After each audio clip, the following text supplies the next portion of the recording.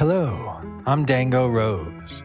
Welcome to the Mountaineer Podcast, where everybody's listening. The Mountaineer brings you the latest news of the Peak to Peak region, in print, online, through our podcast, social media, and special publications. Now, listen in to the latest news of the area with our local journalists.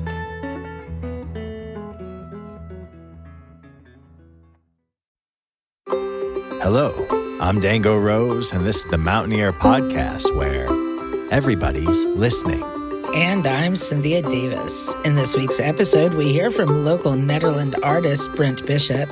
Brent tells us how he draws inspiration and energy from living and working high atop the mountain. We hear this week's music mentions from Jamie Lammers, and special correspondent Maryann Rosen will share the third segment in a special 3-part series about the history of indigenous tribes in Colorado, their lands and treatment relevant to the settlement of the state into the American Union.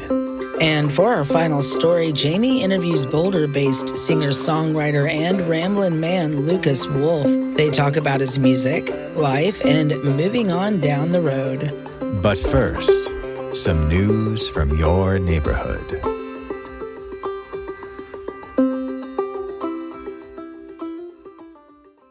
Boulder Valley School District is in critical need of staff to work in the cafeteria at Nederland Middle Senior High School. The need to fill the position is dire and raises concern over the school's ability to serve student meals every day. This position is part-time at only a few hours a day and comes with a competitive rate of pay depending upon experience.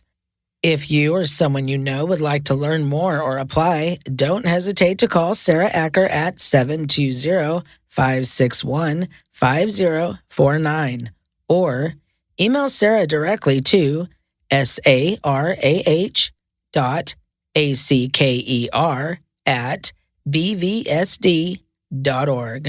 The Mountaineer has a new office in Nederland.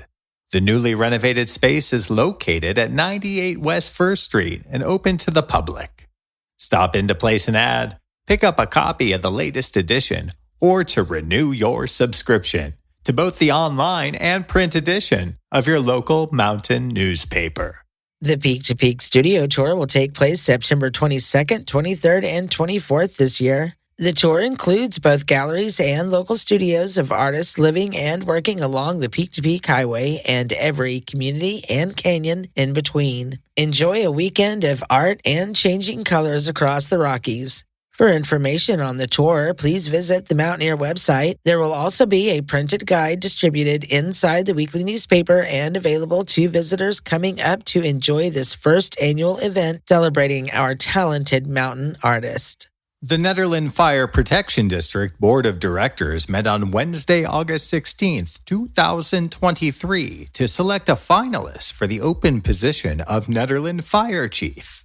After a 4-month search for a new chief, the board determined Charlie Schmidtman, who has been acting as interim fire chief since March 2023, to fill the position. Schmidtman participated in a community meet and greet this past Friday, August 25th. For more information on the Nederland Fire Department and upcoming meetings, visit www.nfpd.org. Read more local news and feature stories in print and online at themountaineer.com. And that's it for this week's news briefs. If you have something to share, you can send requests for submission to info@themountaineer.com. As long as it meets our community standards, we'll be sure to include it in a future episode. Brightwood Music has been serving the Peak to Peak region and beyond since opening in 2008. The full-service music store offers new and used instruments and will even repair the ones you've got. Go ahead and check them out on Facebook at Brightwood Music. Brightwood Music is the best music store with altitude across the Peak to Peak.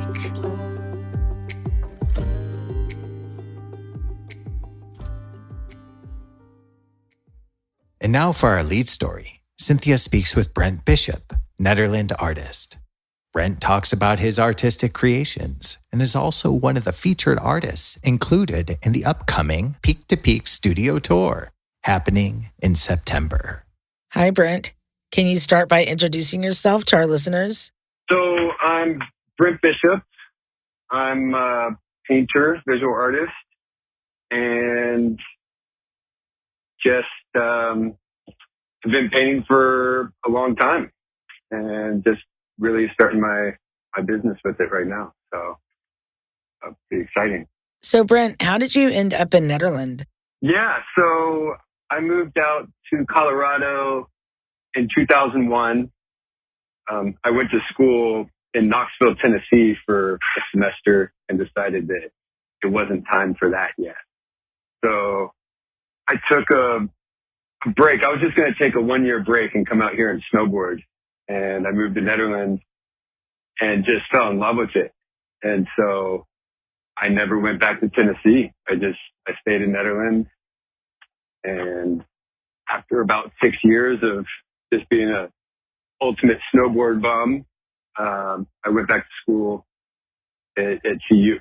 And can you tell us a little bit about your art? What is your preferred medium? Yeah, so I feel like that's constantly morphing. My main medium right now is acrylic on canvas, but I'm getting into gouache and inks and, expanding that. I originally started painting on wood, and I loved it. There's a lot of natural, amazing happenings going on in wood that I was drawn to. And so I would just kind of accentuate the grain and see what the wood grain would bring out and use stains and dyes. But primarily, since I've been painting, I was really drawn to the acrylic on canvas. That's, like I said, it's kind of an ever evolving exploration. But at the moment, acrylic on canvas is my medium of choice. Brent, how would you describe your style of art for someone who hasn't yet seen it? The style, I've been kind of calling it minimalist surreal landscapes. I can't help but be influenced by, just the Rocky Mountains, which I've lived for the past 20, 22 years. But I can't just take that in for what it is. I have to add some kind of a twist to it. Because of, the day and age that we live in, everything's so fast paced and, there's always kind of something that I guess gets in between you and your scenery. And so that's where the minimalist comes in. I've been incorporating portals into my work, which just came into play through a road trip. Actually, it was pretty awesome. My great uncle was a painter, and his watercolors are in the Capitol building down in Santa Fe.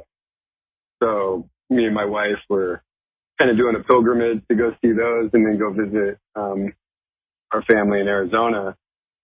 And we took a wrong turn, and I ended up in this amazing part of Colorado, and there was a stone structure that was left after a fire. And so you could see the landscape through this stone structure because we stopped and got out and took a bunch of pictures. And it was just incredible how you could just feel the history, and then you could see the mountains, and it was a great wrong turn, and it's influenced my work, and it's going to continue to influence my work. So I'm just kind of exploring this portal concept and the idea of forms, and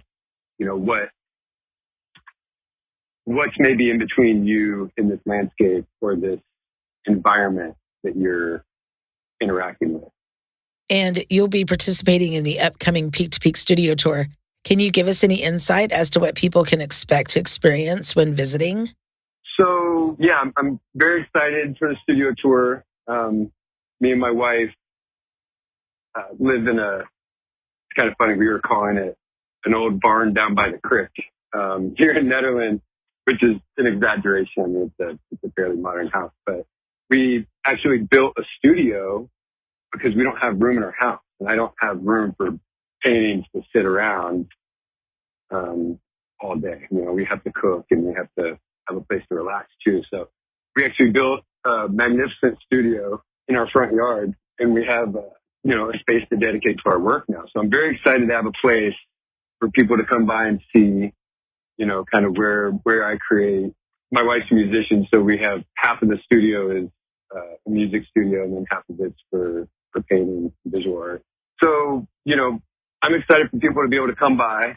It's very accessible. You know, people can come in, and I hope that people kind of glean just a little glimpse into what my mood is, you know, like through my paintings and through the landscape that we're all in up here in the Peak to Peak region, you know, just to kind of have an idea of where these paintings are being created and kind of the serenity. You know, we have a creek right outside that you can hear, you know, 3/4 of the year. So it's just kind of exciting to be able to share this space that we've created and worked so hard to make what it is. Brent, tell us how we can find more about you and your work online. You know, resistance with being an artist is pretty huge. I've been reading a lot and figuring out, you know, kind of how we work as humans. And one of the last things I want to do is create a website and do social media. I live in the mountains. I'm an artist. I like to just recluse out and do my thing. But I just actually put a website together that you can see. It's BrentCollinBishop.com. So BrentCollin.com. And I'm actually going to get my Instagram going up today, which is exciting too, I guess. I mean, it's going to be fun to have a place to show work. I just don't want to be one of those people that spend a lot of time, you know, trying to get these posts correct. You know, I just want to be creating. So that's why I've been reluctant to do this stuff. But technology's come a long way. This stuff should be pretty easy to maintain, and I can focus on my work still. So my Instagram is going to be the same thing, Brent Collin Bishop. So it's me at Brent Collin Bishop. And that's going to be an ever-changing and growing archive of works. So, you know, I don't have my real old paintings on there. I'm just kind of starting from last year and going into the future, not dipping back into the past too much, although I'll probably do some of that on Instagram. Thank you, Brent. I can't wait to see what you create, and we hope everyone has an amazing weekend during the tour. You can read more about Brent in this week's edition of the Mountaineer newspaper, Artist Spotlight, and visit our website to learn more about the tour, which includes 18 stops and features over 100 different artists across the peaks. The paradox of our time in history is that we have taller buildings but shorter tempers. We have wider freeways but narrower viewpoints. We spend more but we have less. We buy more but we enjoy it less.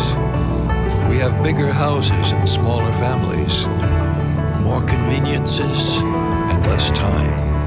We have more degrees but less depth, more knowledge but less judgment, more experts but more problems, more medicine but less wellness.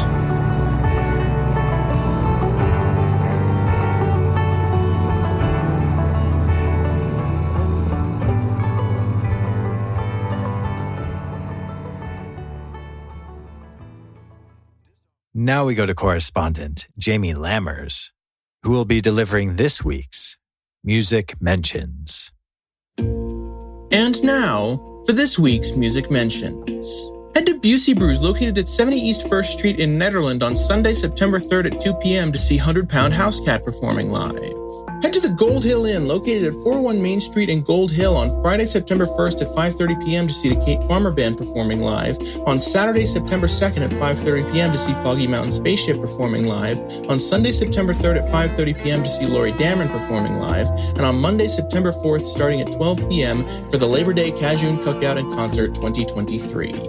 Head to Howlin' Wind Brewing, located at 51A Main Street in Rollinsville, on Saturday, September 2nd at 4 p.m. to see Windy Pines performing live. Head to Knotted Root Brewing, located at 250 North Caribou Street in Nederland, every Sunday at 5 p.m. to see Jazz Sundays with Black Dog and Friends. Most Sundays at 4 p.m., the Millside Inn hosts an open jam. Be sure to head there at 44365 Highway 72 in Ward to check them out for yourself.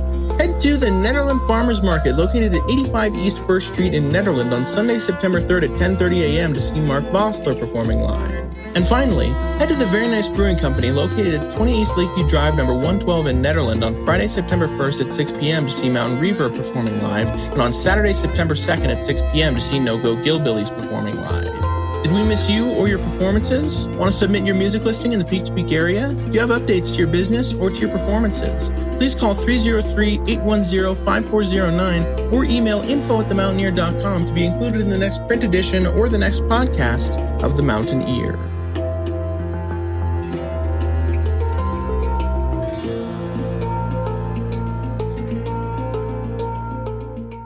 Thank you, Jamie. Now let's drop in with special correspondent Maryann Rosen, who shares the third segment of a 3-part series about the history of indigenous tribes in Colorado, their lands and treatment relevant to the settlement of the state into the American Union.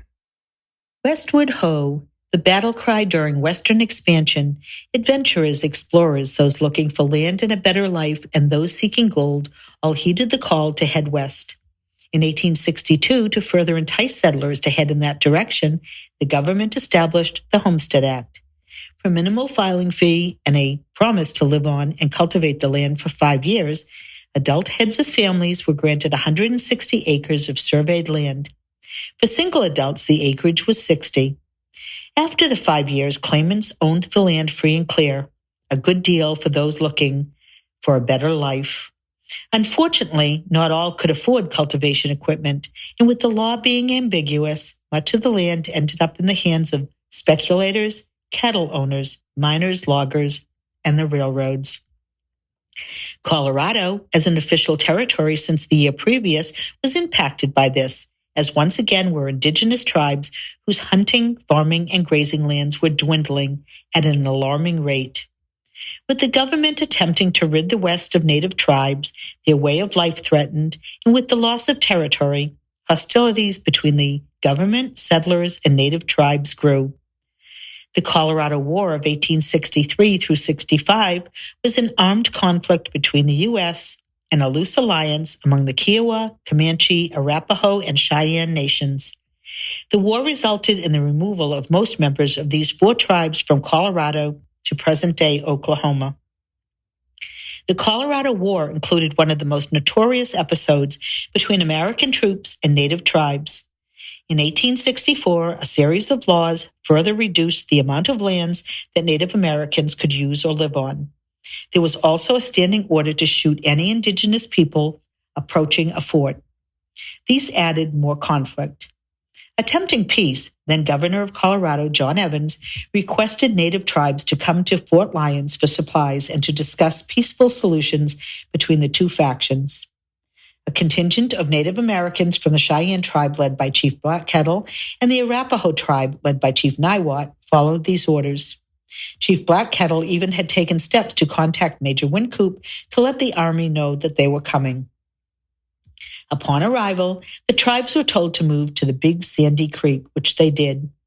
Unfortunately, instead of the peace they sought, on November 29, 1864, Colonel John Chivington led 675 U.S. troops into the Native American encampment and slaughtered the non-combatant indigenous people, many sleeping, a lot of them women, children, and the elderly. This transpired just months after tribes had surrendered to Chivington, who promised that no harm would come to them. Chief Black Kettle survived this battle, though Arapaho Chief Niwot was killed. At the time, the battle was hailed in the press as a great victory, though it was later learned to be one of genocidal brutality. Public outcry ensued, and a couple of more humane policies came out of it. The sentiment faded quickly, however. Struggling to maintain their way of life and hold on to their territory, Native tribes continued to fight. By 1868, the U.S. government had opened so-called Indian agencies, and more treaties, some fraudulent, were brokered, once again reducing native lands. A promise was made this time, though, that non-Indigenous Americans could not pass through or live on remaining native tribal land. A promise not kept. That same year, the U.S. Army, led by George Armstrong Custer, fanned the flames of hostility in the Battle of the Washita River. Chief Black Kettle, along with his wife Medicine Woman, were killed as they fled across the Washita.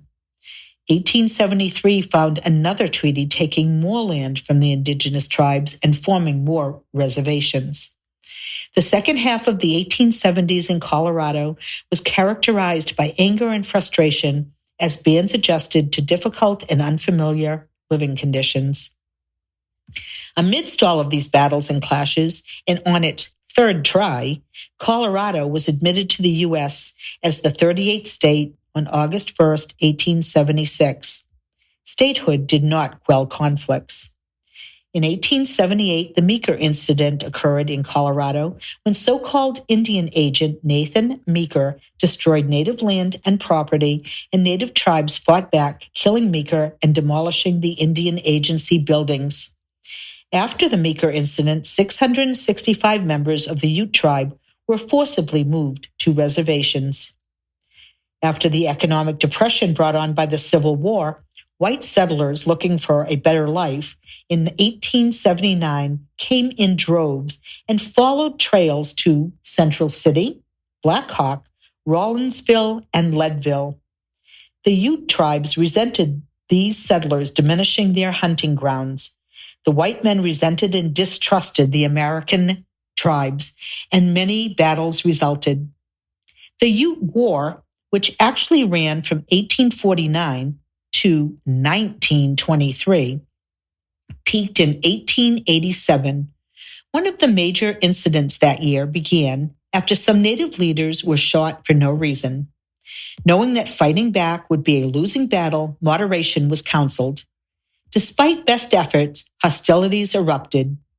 Native leaders then promised that tribes would return to reservations outside of Colorado.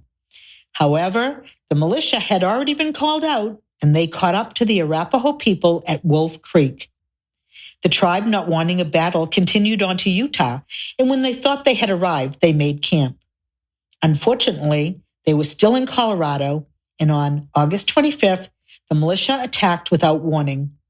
Native American men fought back, ensuring that elders, women, and children would escape. 1887 also found the passage of the Dawes Act. This act divided reservation lands into allotments for individual members of tribes with the misguided thought that with lands of their own, Native Americans would live more like the people who had stolen and divided their lands. Some communal space was left, however, but eventually the government reneged and made the communal land public domain and opened it to white homesteaders.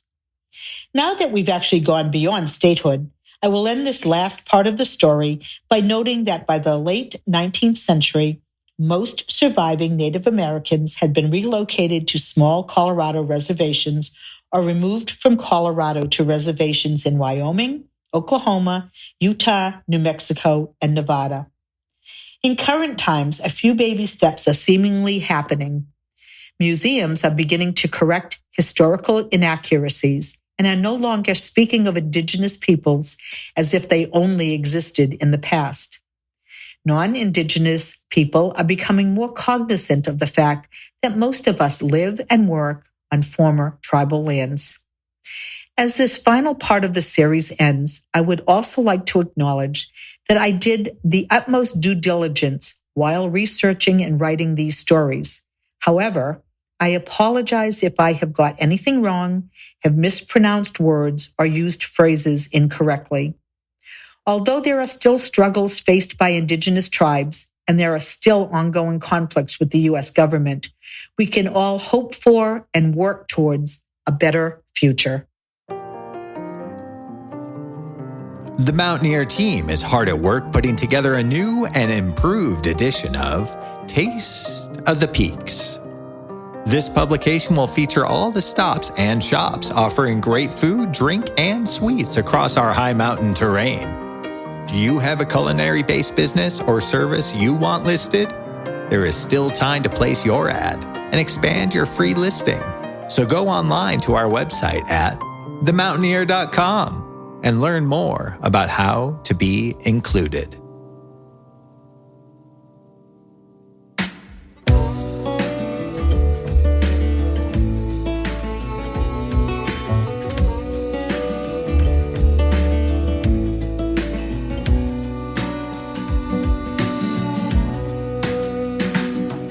Never claim to be righteous, I never claim to be clean, but I've heard this call since 3 feet tall, if you know what I mean.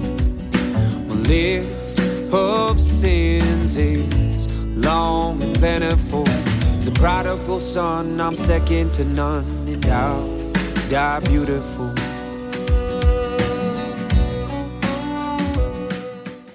That was a piece of Lucas Wolf's Walk on Water. Next, special correspondent Jamie Lammers speaks with Lucas about his music, musings, psychedelic travels, recent recordings, and upcoming mountain shows. Hello, my name is Jamie Lammers, and this week I have another musical guest with me. Do you mind introducing yourself real quick? My name is Lucas Wolf, and I'm a songwriter. I hear you'll be performing at the Train Cars very soon for the Peak Vibes Festival. Yes, looking forward to it. I was asked to play by Jesse Fox of the Train Cars. So yes, that'll be September 9th, and looking forward to it. So what got you started in music in the first place? I was always very curious about the piano at my grandparents' house, and so I would always, every time I went over there, I would hop on it at some point, and then my grandma taught me chopsticks and a couple other things, and then I'd always just mess around. And then eventually I got a guitar and practiced. I was actually probably a better guitar player when I was 19 years old, to be honest with you, but I practiced a lot, and then it just kind of evolved, and then I think it was my senior year of high school, I was watching ESPN, and this is almost embarrassing to say, but gotta give props where props are due. I was watching ESPN, like sports awards or whatever, and Jack Johnson won a award for best song for it was for a surf movie, right? And I think it was F-Stop Blues, and I heard that song, and I got the album on LimeWire before it even came out, so I pirated it, absolutely.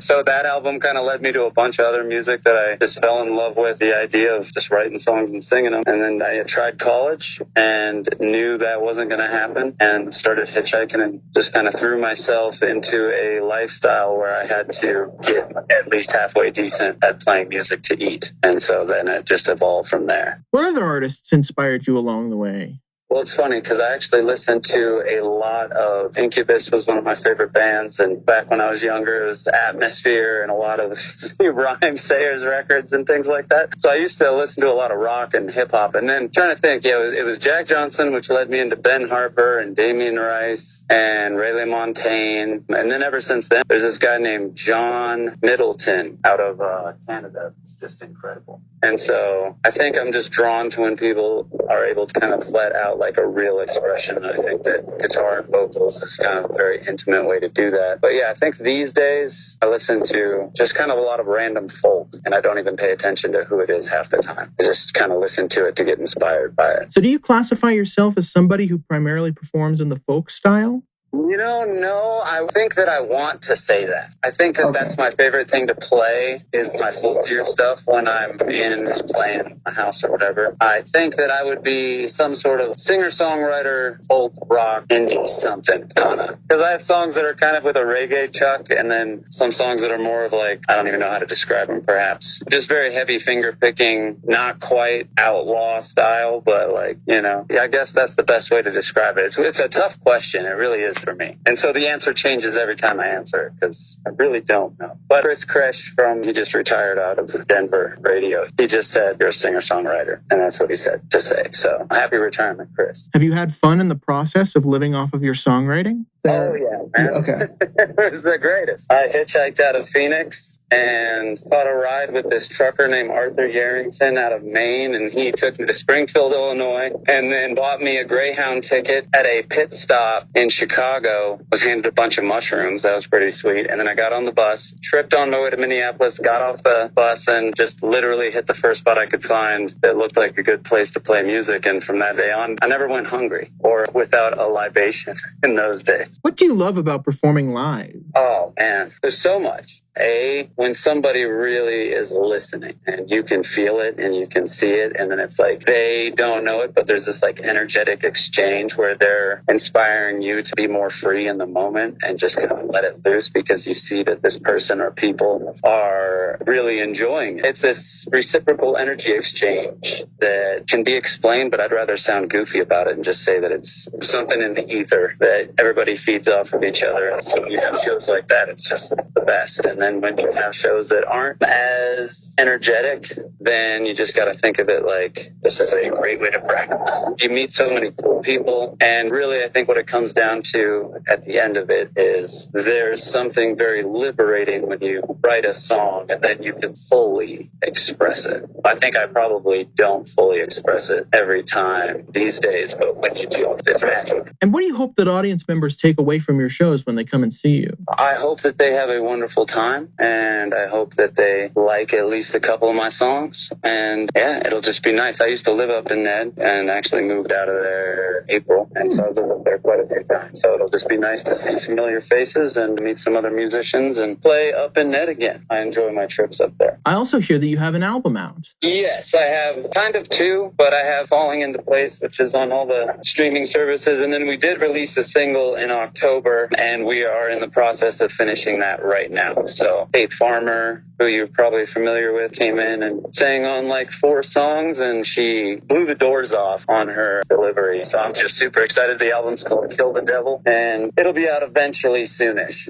What is your favorite part of the recording process? Oh, I think I put a lot of pressure on myself. So when you finally get to relax and you kind of stop thinking about getting this perfect take and all these things, and then you finally get to relax and start having fun and just interact with whoever's in the studio with you, and you just kind of, you sit in the pocket of being like your natural self, and it's just a very fun thing to do, especially when the audio sounds amazing in your ears and you can just kind of feel liberated. You know what I mean? It just feels like when it's nice, it feels like a good hangout with your friend, except your feet hurt after 5 hours. What do you love most about the songwriting process and sharing your songs with the world? I like that you can have this moment in time where you feel the inspiration to put whatever's on your heart down on paper, right? And you have this moment that you're feeling like the song is being created. Sometimes we're strumming, we're playing, and we might make a piece of a song that will never be heard again. But when you feel good, you write it down. And then you put it out in the world or play it at a show. And then there's this person out there that completely just got either a download or super inspired or some healing,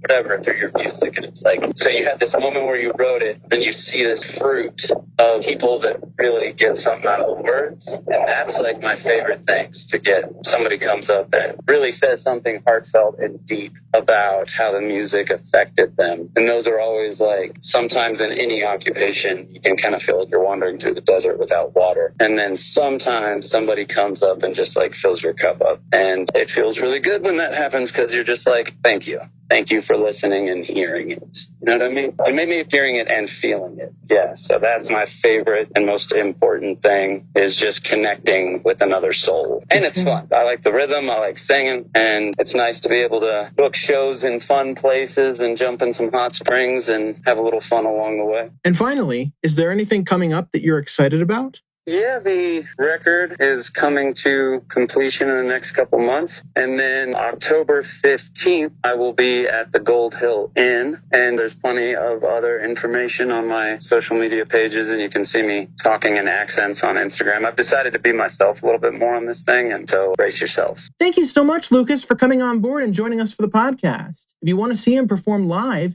you can catch him at the Peak Vibes Festival at the Train Cars 101 Peak to Peak Highway in Nederland on Saturday, September 9th, 2023. The festival starts at 11 a.m. and ends at 2 a.m. on September 10th.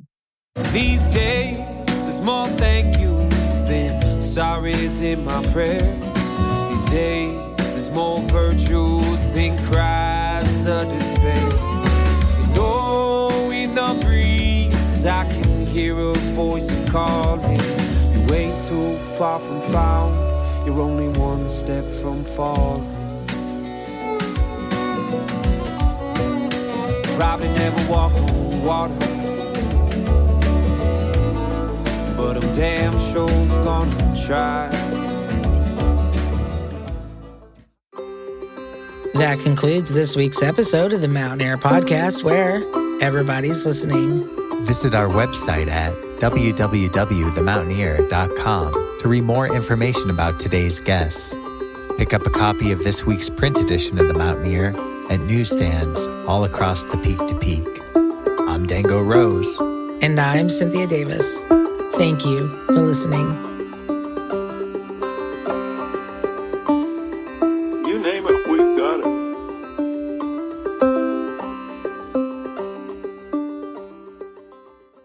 You know, up here in the mountains, things are weird.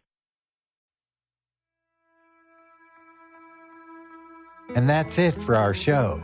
Subscribe online to get more access to more news, weekly updates to our community calendar, and a link to our YouTube channel by visiting themountaineer.com. Be sure to use the coupon code PODCAST when subscribing for a 10% discount, only available to our listeners.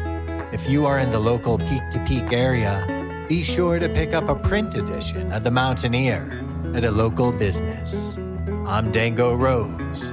Thank you for listening.